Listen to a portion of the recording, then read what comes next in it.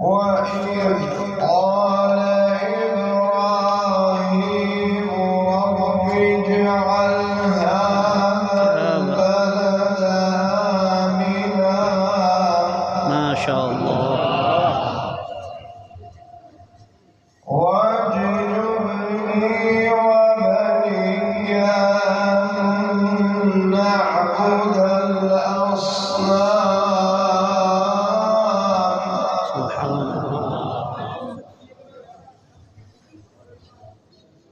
رب إنهن أضللن كثيرا من الناس ما شاء الله فمن تبعني فإنه مني ما شاء الله ومن عصاني فإنك غفور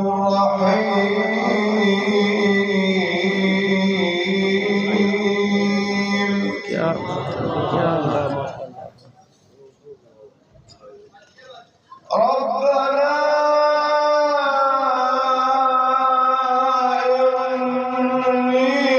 إني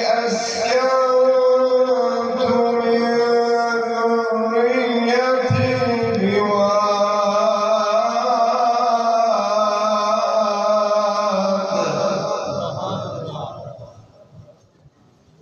بواد غير ذي زرع عند بيتك المحرم ربنا ليقيموا الصلاة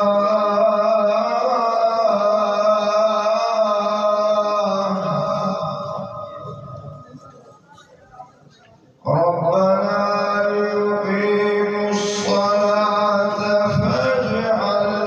أفئدة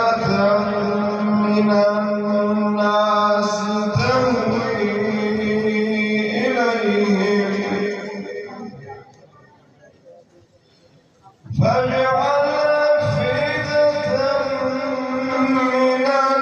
الناس تهوي إليهم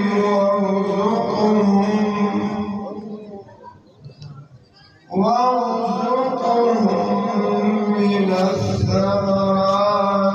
لعلهم يشكرون